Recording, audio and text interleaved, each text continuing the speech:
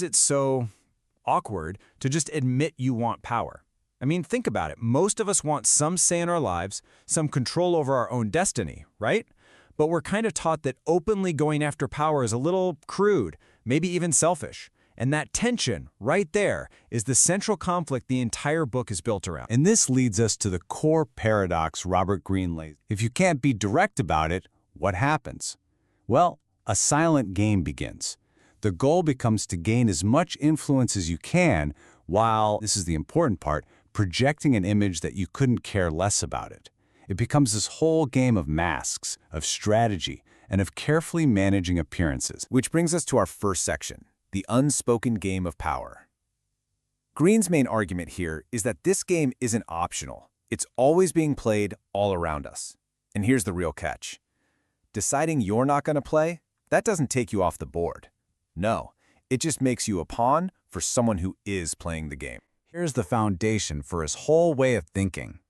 That basic human drive for power, it doesn't just go away because society calls it vulgar. Instead, it just goes underground. And what that creates is this sort of hidden battlefield where everything is indirect, everything's strategic, and yeah, a lot of the time, it's pretty deceptive. And this is where things get really counterintuitive. In this game, it's not about brute force or being the loudest person in the room. It's all about perception. So the person who can put on the best show, the one who can project an image of, oh, power, me, I don't care about that stuff. Well, according to Greene, that's the person who winds up with all of it. Okay, so on to our second section, mastering your public image. This flows perfectly, right?